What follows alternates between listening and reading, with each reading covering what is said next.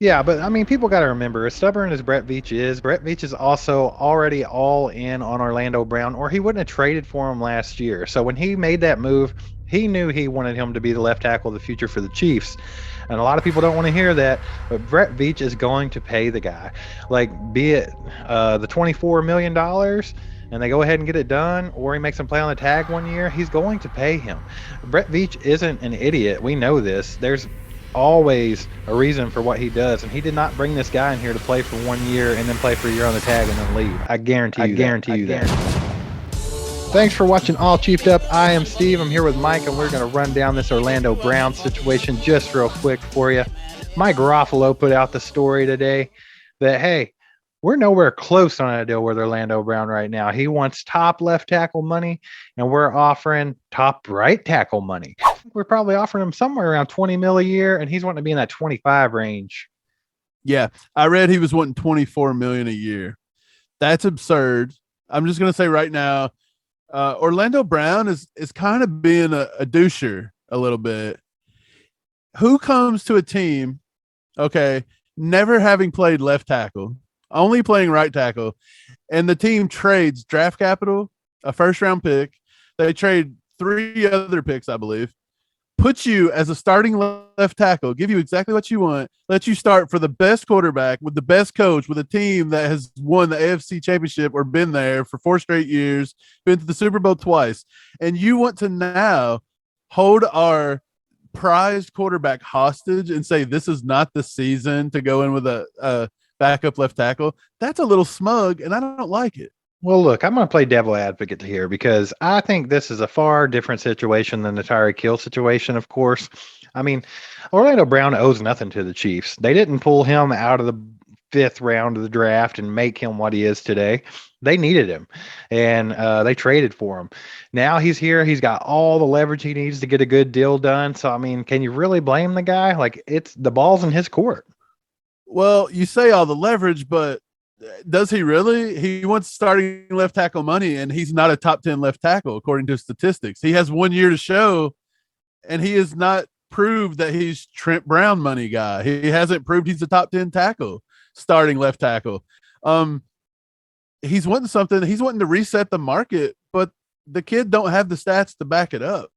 Can he get there? Yes. With Andy Reid and our coaching, he possibly could be the most dominant potential left tackle in the game, but he's not there yet to reset the market. So Veach and them kind of being like, hey, you're going to have to come down and meet us and bring your standards down a little bit. I kind of don't blame him. But I mean, after week 8 last year, once he settled in a little bit more in that offense and got used to being on the left side, he literally let up 1 sack for the rest of the season. He looked totally different than he did the first half of the season. So, I mean, definitely he's going to be a good left tackle. He's going to be solid. And the thing about it is, what he probably needs to do and what's probably the most likely outcome on this is him to sign that franchise tag, play this year for the 16.5 million, and prove that you deserve $25 million a year. We've talked about this in the past, like months ago, and I think that's still the best possible outcome. When you go back and watch Orlando Brown last year, there was an acclimation period to the left side. Don't get me wrong. He also had to learn the playbook. He gave up sacks late in the play. He got initially beat maybe once or twice, but the majority of it was late play sacks. I want to say against Tennessee maybe in his worst game, he gave up 2 sacks. So that's his thing. Like, sometimes his first step's not very good. Sometimes he gives up on the play too much.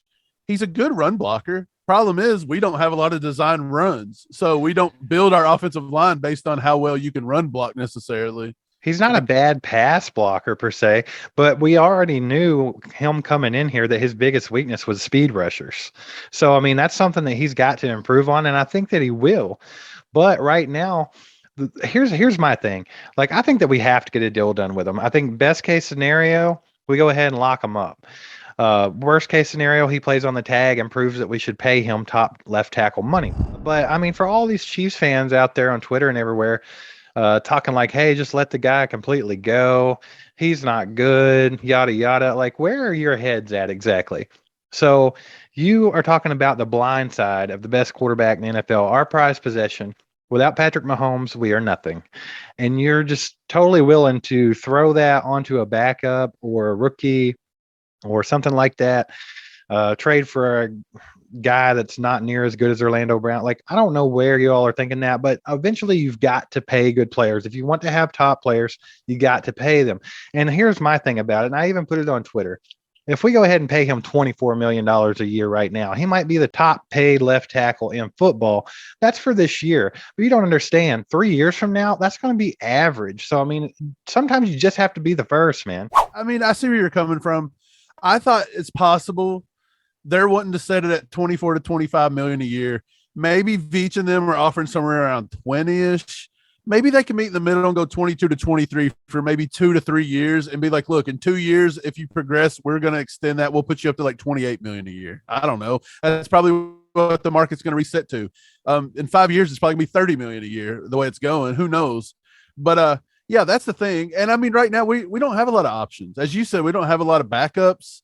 We don't have a lot of good options. There's no free agents out there. It's almost too late to trade. But that's the 4 things we can do with Orlando Brown. We can either re-sign him, we can let him play with the tag, we can trade him, which we've traded a tag player before. We traded offsides D Ford to San Francisco after putting the tag on him. Right. Or you can untag him. You can untag him. That looks horrible for Kansas City, but you can be like, hey, go test the market. Nobody's giving you left tackle money. And I mean, but again, that doesn't mean he's going to come back to the Chiefs either. So well, he doesn't have time. He don't have time for that anyway, because deadline is Saturday. So the chances of another team getting this dude is next to nothing. I think they're either going to meet in the middle. The Chiefs are going to cave. I don't think he's going to cave and come down to 20. I don't see it. So I think either the Chiefs will cave and go up. They'll mutually agree to go to the middle for a smaller, like 2 years, 3 years, or he will play on the tag. And it actually makes sense for him to play on the tag for a little over 16 million. That's a lot of money. That's better than he would get anywhere else. And I mean, he's got something to prove. He plays on the tag 1 year and does well. Now he can set the market. You know what I'm saying? Yeah, but I mean, people got to remember, as stubborn as Brett Veach is also already all in on Orlando Brown, or he wouldn't have traded for him last year. So when he made that move, he knew he wanted him to be the left tackle of the future for the Chiefs. And a lot of people don't want to hear that, but Brett Veach is going to pay the guy, like be it the $24 million, and they go ahead and get it done, or he makes him play on the tag 1 year, he's going to pay him. Brett Veach isn't an idiot. We know this. There's always a reason for what he does, and he did not bring this guy in here to play for 1 year and then play for a year on the tag and then leave. I guarantee you that. Yeah. So what's the percentage you think before, what is it, Friday? You got to get a deal done. What's the percentage you give them to get the deal done? I want to go with a 50-50 shot here. They might get a deal done, but if they don't, I don't think that Orlando Brown is even opposed to playing on the tag, because I mean, 16.5 million is a pretty good payday.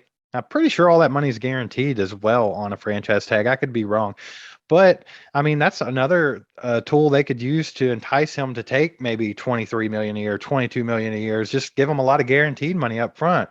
That's always great for the player, just, you know, in case something goes wrong in the future. So, I mean, they could, a lot of things could happen. I see it a little bit from both perspectives. I understand Orlando Brown. He wants to get paid. He wants left tackle money. He wanted to be a left tackle over right tackle, and then the Chiefs offer right tackle money. That's kind of insulting to him. But I also see it from Brett Veach's point of view too. Like, hey, you didn't really live up to the left tackle. Like, how are you going to set the market and you're not a top 10 statistical left tackle? That's insane. So I think they'll come to the middle and they'll find an agreement. I actually think I'm going to give them about a 70 to 80% chance they'll knock this out before Friday. A lot of times these deals go right up to the last minute and they both just start getting really urgent and they'll knock it out quick. I could be wrong. We'll see. Either way, I think he plays in Kansas City this year. He'll play on the tag if they don't get it done. He has to. Right. He can't sit out. That would just be detrimental to his entire career and pull Le'Veon Bell. But I mean, you got to think it might have been a smack in the face to offer him right tackle money, but they were literally offering him right around, if not more than what Ryan Ramczyk is getting paid. And that's a huge name over there in New Orleans. So, I mean, it's not like they, you know, just completely lowballed the guy, but you got to start somewhere. They know where he's at. That's kind of putting a floor on where they're at. And then they're going to meet in the middle. I think I'm with you. I'm still going to say it's a 50-50 chance though that they either get the deal done, but I could see the most likely thing being him playing on the tag this year. And then if he has a great year, which I think he's going to, then they're going to end up paying him a lot of money. So just be ready for that one. Yeah, I think the big thing with Chiefs Kingdom with Orlando Brown is everybody kind of expected him to be at the elite level right off the bat. Yes. It's going to take him a little time to learn, but at the same time, I understand where they're coming from in a way. Like, you don't have loyalty to Kansas City that much, and you come here for 1 year, and now you start kind of like putting out these weird, like, cryptic demands, like this ain't the year you want to go in with the left tackle to protect Mahomes. It's like, don't come to our city and threaten our savior quarterback like that. Like, that will get you not liked very quickly. Yeah, but So it's maybe a he should have checked that one a little bit. it's the context, man. I don't think he said that maliciously. Like if you watch when he actually said that, it was just basically saying, hey, what are you gonna do? Like we got to get a deal done. Like I don't think it meant that he was like threatening, but I mean it just shows you that the ball's in his court. It just is, and I think you hit the nail on the head. Chiefs Kingdom did not give that guy a chance to get settled in, to learn the offense, to get adjusted to the left side, and they completely ignore how good he was in the last half of the season, and they just want to go on these, tangents about how he's not a top left tackle. We're not going to pay him money. That's absurd. Yada yada yada. But guys, I'm telling you, this year he's going to be one of the top left tackles in football. I mean, the whole offensive line as a unit is going to be one of the best in football. So, I mean, it's either pay him now or pay him later. Well, I'll play devil's advocate here just one other time. So Rashawn Slater, was he not his first year last year? He was a rookie last year, right? I think so. He was statistically better, be it just a little bit, but statistically better. And for us to say, well, we had to give him time to adjust to the left side. He's got to learn the playbook. Well, Rashawn Slater never played a snap in the NFL. He comes in on a pass happy team and puts up better numbers as a rookie. So, I mean, it's a little devil's advocate here. Maybe some Chief fans have a point. Like, you can't hold his hand for 5 years at the same time he's expecting to be the top paid left tackle in the league. That's insane. Well, I think that the request to be the top paid left tackle in the league is a little astronomical to what he should be expecting. But I mean, that's just the type of attitude this guy has. He said that since way before we ever even traded for him that he wanted to be the top paid tackle in football. You said astronomical, but I think you meant to say asinine. That's the most asinine idea I've ever heard. That he thinks he should get 25 million a year and reset the market. Like, come on. Well, bro. I mean, I'm not completely against it, and the reason being is because of what I said. Like, we got to lock him up. There's no better option. He's going to be way better this year than he was last year. He's good. He's young. He's strong, and I think he's the future left tackle for the Kansas City Chiefs. And I think they're going to have to wrap it up. And like I said, I mean, yeah, pay him 24 million a year. Sign that deal right now. He's the top paid left tackle in all of football for a whole year. For a whole year. I mean, everybody's salaries are going through the roof. Look at the receiver market this year. Who's to say that the offensive tackles are not going to take that same leap? So I mean, it's like I said, it's either pay him now, and he's a top paid left tackle in football for a season, or he has a great season next year, and then things start beefing up, and then all of a sudden you got to pay him way more. Right. We said that in previous episodes, saying that Veach needed to get it done now. If he comes back on the 16.6, I think is what it is on the tag, and he outperforms, and just say he statistically goes to a top 3, top 2 tackle. Well, now the market may have reset itself, and you get a Christian Kirk. Somebody comes along and overpays a right tackle, and then now you're paying him 35 million a year, or he's going to walk. So it's almost like, well, you bite the bullet here and give him an extra 4 million a year. Yes. For now. And so maybe Veach does that. I don't know. Both sides don't want to look like a chump in it. They don't want to get outdone. I'm sure Veach has a little bit of an arrogance about him. He don't want to get outplayed by a guy that didn't even have a agent 2 weeks ago. But it's not even about getting outplayed. I just think it's the smart thing to do.